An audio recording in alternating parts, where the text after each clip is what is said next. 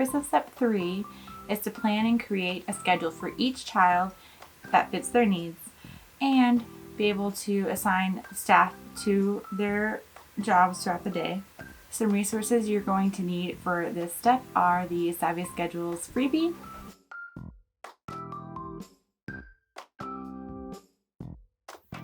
the individual schedule bundle, such as First Then, choice boards, and various schedule templates, and the mini schedules task analysis.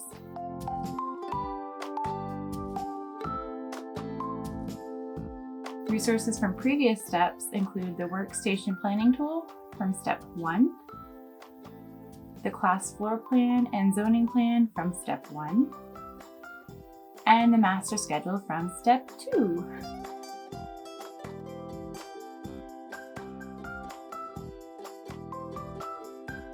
Some outside resources that I'm going to be referencing are from the Adventures of Room 83, and she has the Teach Box labels, and Adventures of Room 83 also has the Work Center bundle that I'll be referencing. In the past few steps, we've laid out our physical structure and our daily class schedule, or our master schedule. These two things help students understand the environment and the relationship between the activities. The work systems that we put into place help students understand cause and effect. Routines, visual organization, strategies, visual clarity, and visual instructions help the student understand relevant information. The student should also be able to understand how they're going to manipulate their own schedule with minimal prompting. We will also develop matching staff schedules. Every human processes information different from one another. We function at different levels. For example, as adults, we may use a digital calendar or a paper calendar. And some of us may need a checklist. Or we can utilize vocal reminders such as Siri, Alexa, Bixby, Google, etc. And cancel, as you can see. We can all tweak and fine-tune our systems for ourselves. We know how to troubleshoot and find the right fit for our needs, and at least we try to. And because of this, we're able to be productive and functional in our daily lives. But our students don't know how to do that. They're not able to. They're not able to troubleshoot like us, figure out how to follow a schedule. So it's our job to help them be successful in learning how to follow a schedule. Whether you're an adult or a child, we also need to see the big picture or the master schedule, which is why we created that in step 2 before we created the individual steps in step 3. When creating individualized schedules, ask, when am I going to be finished? Or when can I eat? When can I go home? When do I go to the bathroom? What do I do in this location? What do I do in this location? You get the idea. So as you're going through the schedule, make sure you're thinking of all the necessities and non-negotiables that we discussed in step 2. When I start creating a student schedule, I focus on one student at a time because it's too much to think of them all. And I focus on the ones that have more non-negotiables or need the most support or take precedence in regards to advocates and scheduling needs and hygiene needs and things like that. I look at my master schedule that I created in step 2, and then for each student, I fill in the non-negotiables in conjunction with the master schedule and their IEP schedule. So master schedule, IEP schedule, student schedule. Get all those lined out and then copy and paste, fill them in until you get all that for each student. So there's 3 different schedules rotating in the class at all times. Master staff schedule, the class visual schedule, and then the student and the staff individual schedules. Back to planning individual schedules. Once I get the big activities in place from the master schedule to the independent schedules, such as eating, specials, lunch, bathroom, things like that, I start planning the individual rotations around the classroom. Each student will complete one motor activity or sensory activity, group work, one-on-one or teacher work, and independent before having a break. This makes up 1 hour of our instructional block. You continue this process for each student until you have as much of the schedule planned out as possible.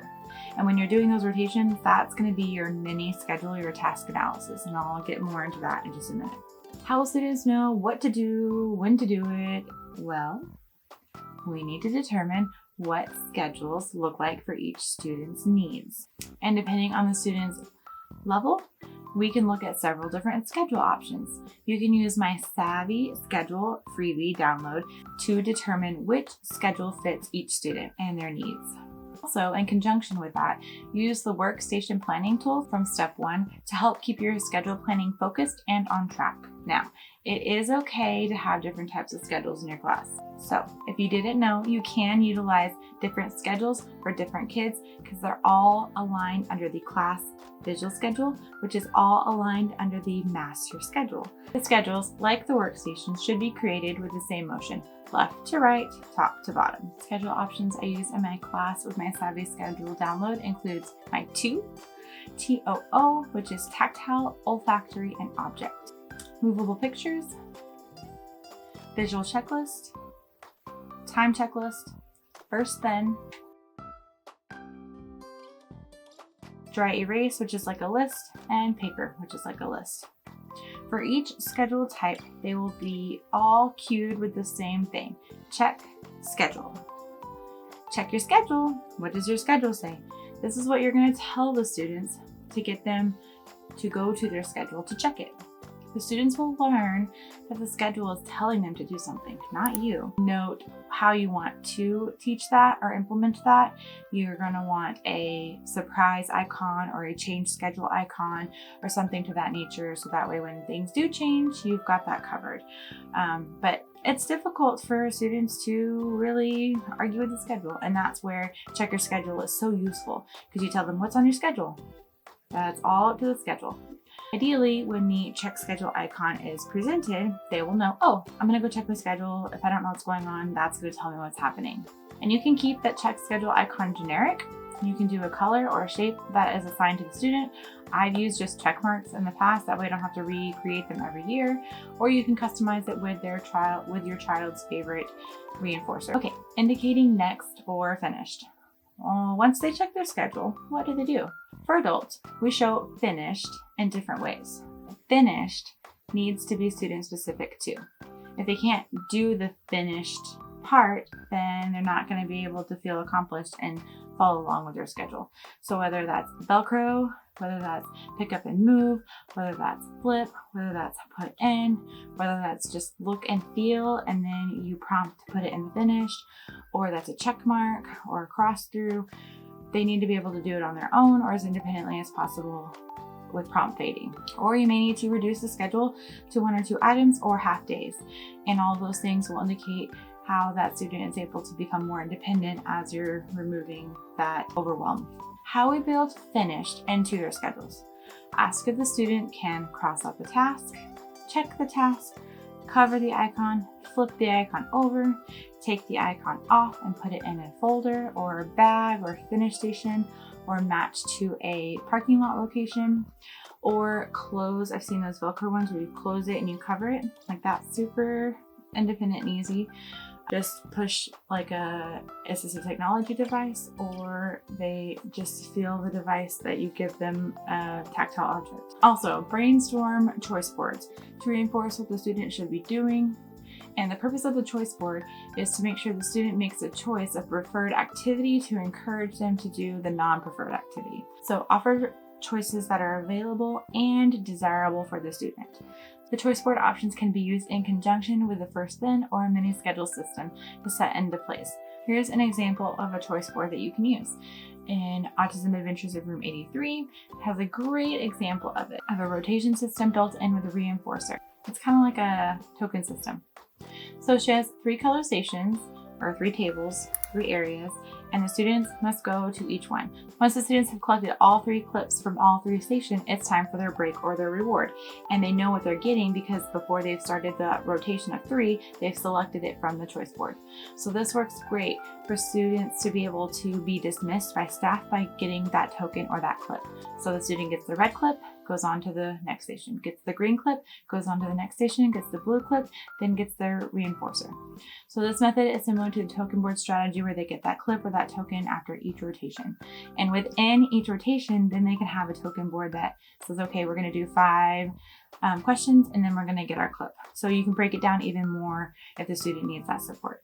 So students get tokens for X amount of work, then they receive their reinforcer at the end. And within each station, they can also get a small reinforcer. A note about token boards. Token equals symbolic representation of a reinforcer. And reinforcers should be as immediate as possible. Tokens, tickets, clips, school currency, anything like that. Backup reinforcers are the actual reinforcer or the delayed reinforcer. That's what I was saying about like the M&M at the red station before they get all 3 clips, and then they get the clips is another one, and then they get their final best one. This promotes the student's demonstration of a desired behavior after a certain number of times in order to receive the desired activity or item. So they have to display what we want and complete what we want in order to get what they want. And I always tell my parents, they'll get anything they want within reason as long as they're doing the work for us. To protect the integrity of the system, the tokens must be earned for demonstration of the specific behavior. So that's complete 1 task, complete 1 question, answer 1 question, find 1 item, do 1 work box, or however you want that to be set up. You can increase that too over time. You can also utilize first then boards to be in conjunction with each station. So work first, then red clip, work first, then blue clip, or work first, then M&M. So you put this into place before switching to the next station where they will have a first then again with a different activity. A little bit about the first then boards. First thens are a proactive resource to motivate or encourage the student. 1 expectation is given at a time. First then. So first this, then this. Unless the student can handle an intermediate, such as first, next, then. The expectation is first clean up, spin around on the gong. Let's just that. First clean up, and then you can blow bubbles. It is not used as a schedule, but can be included as a schedule to reduce expectation. So it is a supplement to their actual schedule, because whatever they're doing first, they get an immediate reward of what they want. So use full or half day schedule and then break it into first thens. First reading, then you get to play with Legos. Then serves as a reminder of the reinforcement. For students on a visual or tactile schedule, color code the visuals as much as possible to keep schedule pieces distinct between students. Also, have plenty of extra visuals handy. I always have extra lunch, I have extra bathroom, and I have extra specials visuals because they just disappear. Keep an extra set easily accessible so you can always have the visuals even if you've lost them, or stuck them in your pocket and washed them. I don't know who would have done that. So for students who don't have interactive visuals, you can color code their checklist, color code their dry erase binders or folders. And then for students who are on a tactile or olfactory schedule, you could color code their bins or their backgrounds of their items and things like that. I support a range of kids that are so different, and some can participate and some can't. Well, they're also on the schedule. Every child needs to be held accountable. They each need to have expectations of what they are going to follow for their schedule. They also like to feel included, so including them in the schedule and holding to them to that expectation allows them to be included with their peers and with the group. Every activity during the school day needs to be differentiated. For example, during reading centers, some students may work on comprehension, some students might be working on sight words. For math, 1 is working on shapes, another can be working on time, and 2 can be working on money. And we'll talk about multiple goals and activities at one time and how you can implement that during the curriculum step of this course. Let's get to work.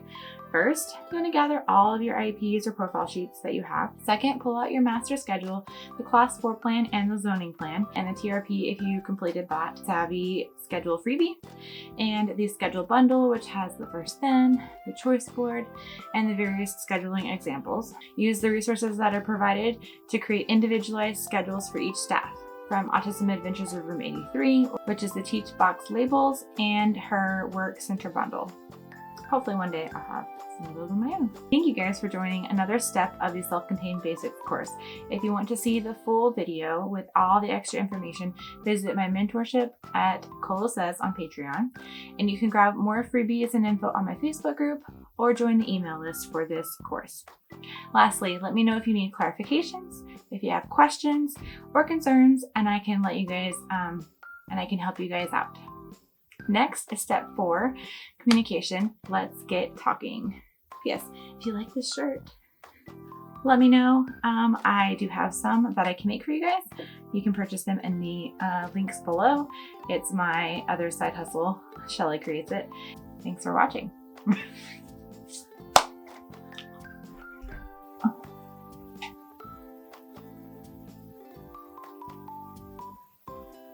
And Alexa, turn on tortoise light. Student will complete blah, blah. Or if you're a sticky note person, you crumple it up. Ah, I totally missed. I was trying to hit the lens, but whatever. Throw it away. You get the idea. The tortoise is up and he's scratching. I hope he's not being annoying. Okay, sit down. Well, okay, all right. Go ahead. Okay, then lay down. Lay down. No, come on, let's go. Good boy. All right, I'll be right back. Just 2 minutes. I have to do 2 paragraphs. Super easy. First, then break. And if you've done the TPR, then go ahead and pull that out too. The transition, routines, and TRP. Oh man, I don't even know my own acronyms. Hold on, I lost it.